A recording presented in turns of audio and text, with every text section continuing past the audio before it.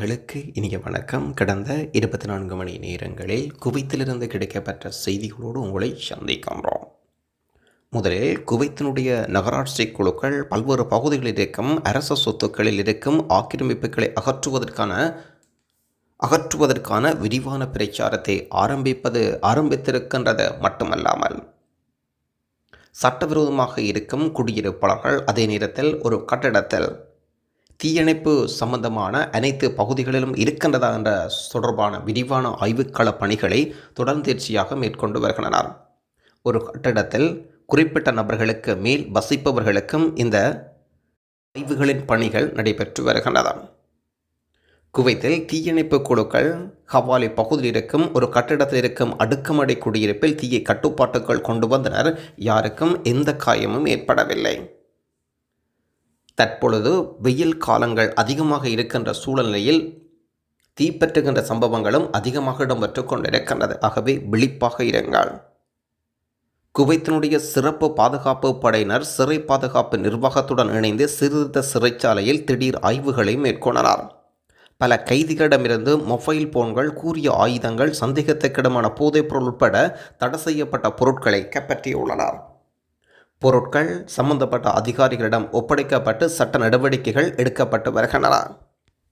வளைகுடா நாடுகளுக்கு பயணங்களை மேற்கொள்ளும் எமது தாயகவாழ் உறவுகளுக்கான ஒரு விசேட அறிவித்தல் ஒன்று. ஊறுகாய், நெய் உட்பட 13 வகையான பொருட்கள் செக்கின் பைகளில் கொண்டு செல்ல தடை. அனைத்து விமான நிலையத்துக்கும் பொருந்தும் வகையில் இத்தகைய காரணங்கள் விமான நிலைய அதிகாரிகளுடன் வாக்குவாதத்தில் ஈடுபட்டாலும் எந்த பலனும் கிடைக்கப் போவதில்லை. கொண்டுவரக்கூடாத பொருட்களின் பட்டியலை அதிகாரிகள் வெளியிட்டிருப்பார்கள். வணிகம், சுற்றுலா, வேலைவாய்ப்பு நோக்கங்களுக்காக ஏராளமாக வளைகுடாவுக்கு செல்லும் எமது தாயகவாழ் உறவுகள் மிகவும் பரபரப்பான வழித்தடங்களில் ஒன்றான பண்டிகை காலங்கள் நெருங்கும் போது பார்வைகளின் வருகை கணிசமாக அதிகரிக்கும். சர்வதேச நிலையத்தில் தடை செய்யப்பட்ட பொருட்களை உள்நாடு, வெளிநாட்டு பயணிகள் எடுத்துச் செல்வதனால் செக்கின் பேக்கேஜ் நிராகரிப்புகள் அதிகரிக்கப்படுகின்றன.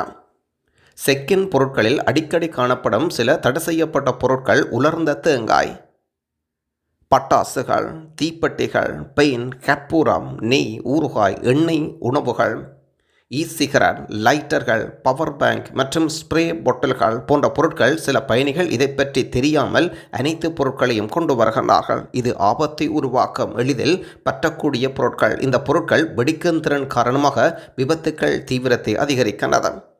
ஆகவே ஒரே மாதத்தில் பயணிகள் செக்கின் பைகளில் 943 காய்ந்த தேங்காய்கள் கண்டுபிடிக்கப்பட்டன.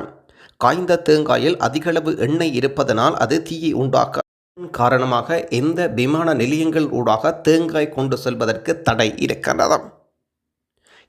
சிவில் ஏவியேஷன் செக்யூரிட்டி பணியகம் இது தொடர்பாக தடை செய்யப்பட்ட பொருட்களின் பட்டியல் இது பற்றிய பெரும்பாலான பயணிகள் இன்னும் அறியவில்லை அல்லது தெரியவில்லை என்றே சொல்ல வேண்டாம். நீங்கள் கோவில்களில் அர்ச்சனை செய்யும் திருநூறு கொண்டு செல்லலாம், ஆனால் தேங்காய் கொண்டு செல்ல முடியாது.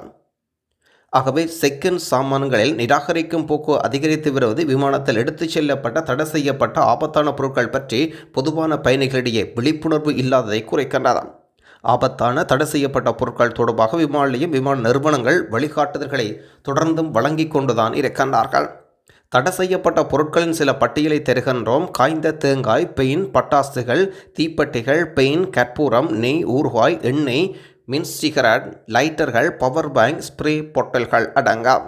இது பொதுவாக ஒரு விமான நிலையம் ஊடாக நீங்கள் கொண்டு செல்லக்கூடாத தடை செய்யப்பட்ட பொருட்கள். எப்படி கதைத்தும் பிரயோசனம் இல்லை, எடுத்து செல்லாதீர்கள். ஓட்டுநர் தேர்வுக்கான விண்ணப்பதாரர்கள் உயர்ந்து வரும் கடும் வெப்பநிலைக்கு மத்தியில் சேவை. ஹவாலி, பர்வனியா, முஃபாரக் அல் ஹவீர் கவர்னரேட்டுகளில் ஓட்டுநர் சோதனைக்கு உட்படுத்தப்பட்ட நபர்கள் கவலைகளை எழுப்பினர். கடும் வெயில்களில் மத்தியில் பாதுகாப்பு இல்லாத காரணத்தினால் நீண்ட நேரம் காத்திருக்க வேண்டிய சூழல் ஏற்பட்டது. வெப்பநிலை அதிகரித்து வருவதனால் தேர்வாளர்கள் தங்கள் சோதனை அமர்வுகளில் போது கடுமையான சூரியனிலிருந்து தங்களை காப்பாற்றுவதற்கான கொட்டகைகளை கட்டுமாறும் அதிகாரிகளை கேட்டு நிற்கின்றனர். பெரும்பாலும் இதில் கலந்து கொண்ட உறவுகள் அனைவரும் தமது விரக்தியை வெளிப்படுத்தினர். ஓட்டுநர் தீர்வுக்கான முறைக்காக காத்திருக்கும் போது கொளுத்தும் வெயிலில் அன்றாடம் அனுபவிக்கும் அசௌகரியங்களை எடுத்து காட்டுகின்றனர். கல்வி நிறுவனங்களால் நிர்வகிக்கப்படும் இந்த பகுதிகளில் தேர்வுகள் மேற்கொள்வதற்காக வாகனங்கள் வாடகைக்கு எடுப்பதற்காக தேர்வுகள் தங்கள் பெற்றோரின் பாகங்களை பயன்படுத்துவதற்கான கட்டணத்தை கருத்தில் கொண்டும் பொருத்தமான தங்குமிடங்களை வழங்குமாறும் எதிர்பார்க்கப்படுகிறது. இன்றைய தினம் யஹாரா பகுதியில் காரொன்று உடைக்கப்பட்டு அந்த கார் இருந்த பெறுமதியான 800 தினார் பணம் மற்றும் ஏனைய பொருட்கள் திருடப்பட்டிருக்கின்றன. யஹாரா பகுதியில் இந்த சம்பவம் இடம்பெற்றிருப்பதுடன் குவைத் நாட்டில் இதுபோன்ற சம்பவம் இது முதல் முறை அல்ல என்பது உங்களுக்கு நன்றாகவே தெரியும். ஆகவே நீங்கள் தான் விழிப்புணர்வுடன் இருக்க வேண்டாம். காரில் பெறுமதியான பொருட்களை விட்டுவிட்டு செல்லாதீர்கள். குவைத் நாட்டைச் சேர்ந்த குடிமகன் ஒருவர் மோசடி வீடியோ அழைப்பின் மூலம் அவருடைய வங்கி விவரங்களை பெற்று அவருடைய வங்கி இருக்கும் இருப்பை இழந்த ஒரு துயரமான சம்பவம் ஒன்று இன்றைய தினம் இடம்பெற்றிருக்கின்றது. குவைத்தில் ஸ்கேம் தொடர்பான செய்திகள் நாளாந்தம் வெளியிடப்பட்டு வந்தாலும் விழிப்புணர்வு செய்தி போதாது என்றே சொல்ல வேண்டாம். குவைத் நாட்டைச் சேர்ந்த குடிமகன் ஒருவர் வீடியோ அழைப்பின் மூலம் ஏமாற்றக்காரரால் ஏமாற்றப்பட்டு மோசடியில் சிக்கி துயர சம்பவத்தை விவரிக்கின்றார். அல் தாகர் காவல் நிலையத்தில் வழக்குகள் பதிவு செய்யப்பட்டிருக்கின்றது. அவருடைய மொத்த வங்கி பணமும் திருடப்பட்டிருக்கிறது. ஈத் பண்டிகைக்கு 2 நாட்களுக்கு முன்புதான் இந்த வங்கி விவரங்கள் திருடப்பட்டதாகவும் அவரின் கூற்றின்படி மோசடி செய்பவர் வீடியோ அழைப்பின் போது இராணுவ கேப்டனாக காட்டிக்கொண்டு தனது இயலாமை காரணமாக அவருக்கு நிதியுதவி வழங்குவதாக கூறினார். ஏமாற்றத்தை நம்பி அந்த நபர் தனது வங்கி தகவல்களை வெளியிட்டுள்ளார். அதன் அடிப்படையில் OTP குறியீட்டை அறியாமல் கொடுத்திருக்கின்றார். இதனால் அவருடைய முழு விவரங்களையும் முழு வங்கியினுடைய இருப்பையும் இழந்திருக்கின்றார். மீண்டும் மீண்டும் ஒரு நினைவூட்டலாகவும் அல்லது விழிப்புணர்வாகவும் சொல்லிக் கொள்கின்றோம். வங்கியானது அல்லது அரசாங்க ஊழியர்களோ உங்களை தொடர்பு கொண்டு தனிப்பட்ட விவரங்களை ஒருபோதும் கேட்க மாட்டார்கள் என்பதை மறந்துவிட வேண்டாம். OTPயை ஒருவரிடமும் கொடுத்து விடாதீர்கள். மங்கா தீ விபத்தில் தப்பியவர்கள் குவைத்தின் இரக்கமான பதிலை பாராட்டுகின்றனர். மீண்டும் ஒரு முறை குவைத் தலைமை அரசாங்கம் ஐக்கிய நாடுகள் சபையினால் மனிதாபிமான பணிகளின் தலைவர் என்று பெயரிடப்பட்ட என்று நிரூபித்திருப்பதுடன் இந்த அங்கீகாரம் அவர்களின் தொடர்ச்சியான முயற்சிகள் உலகளாவிய தேவைப்படுவோர்களுக்கு உதவுவதற்கான குறிப்பிடத்தக்க முன்முயற்சிகளிலிருந்து உருவாகின்றன. இந்த மனிதாபிமான உணர்வின் மிக சமீபத்திய உதாரணம் மங்கா தீ விபத்தில் பாதிக்கப்பட்டவர்களுக்கு பதில் அளித்ததில் தெளிவாக தெரிகின்றது. 49 உயிர்களை கொண்டது. டஜன் கணக்கானவர்களை காயப்படுத்தியது. தீயிருந்து தப்பியவர்கள் விரைவான இரக்கமுள்ள குவைத் நடவடிக்கை தங்கள் ஆழ்ந்த நன்றிகளை தெரிவிக்கின்றனர். காயமடைந்தவர்கள் உடனடியாக மருத்துவமனைகள் சிகிச்சைக்காக மாற்றப்பட்டிருக்கின்றார்கள். தீ விபத்தில் உயிரிழந்தவர்களின் குடும்பங்களுக்கு குவைத் நிதி இழப்பீடு வழங்குவது பலருக்கும் குறிப்பிடத்தக்க நிவாரணமாக இருக்கிறது. சம்பவத்தன்று காலை தொடக்கம் விபத்து நடந்த இடத்தை மருத்துவமனைகள் அரசு அதிகாரிகள் மீண்டும் மீண்டும் பார்வையிட்டதை உயிர் பிழைத்தவர்கள் பாராட்டியுள்ளனர். கட்டடத்தில் வசிப்பவர்களை மீட்க தீயணைப்பு படை மற்றும் மருத்துவ அவசர குழுக்களின் முயற்சிகள் பரவலாக பாராட்டப்படுகின்றன. பல காயமடைந்த தொழிலாளர்கள் பேரழிவுக்கு 10 நாட்களின் பிறகு மருத்துவமனையிலிருந்து வெளியேற்றப்பட்ட தொழிலாளர்களும் இருக்கின்றார்கள். இப்பொழுது தற்காலிக வீடுகளில் வசிக்கின்றனர். ஒரு அடுக்குமாடி குடியிருப்பில் 3 காயமடைந்த நபர்கள் மேற்பார்வையான பிரபீன் மற்றும் ஓட்டுநர் கிசன் மற்றும் தொழிலாளி டார்ச்சி அடர்ந்த புகையிலிருந்து தப்பிப்பதற்காக 2வது மாடியிலிருந்து குதித்த போது ஏற்பட்ட எலும்பு முறிவுகளால் காலில் பிளாஸ்டர் ஒட்டப்பட்டிருக்கின்றது. இன்னும் மீண்டு வருவதற்கு நீண்ட நாட்களாகும் என்று சொல்லியிருக்கின்றார். ராயு தான் தப்பிப்பதை விவரித்திருக்கின்றார். கீழே உள்ள தண்ணீர் டேங்கர் மீது தான் குதித்ததாகவும் ஆனால் புகையை சுவாசித்ததால் இன்னும் காயங்கள் ஏற்பட்டதாக சொல்லியிருக்கின்றார். இந்த உயிர் பிழைத்தவர்கள் அனைத்து மட்டங்களிலும் உள்ள குவைத் அதிகாரிடமிருந்து பெற்ற மனிதமான கவனிப்பை எடுத்துரைத்து தொடர்ந்து உதவியதற்காக தங்கள் மனமார்ந்த நன்றிகளை தெரிவித்தனர். அவர்கள் தங்கள் சொந்த நாட்டிலிருந்து ஆதரவை கேட்டனர். குறிப்பாக குவைத்திருக்கும் இந்திய தூதரக ஊழியர்கள் விபத்து நடந்த இடத்துக்கு முதலில் வந்தவர்களில் ஒருவர்.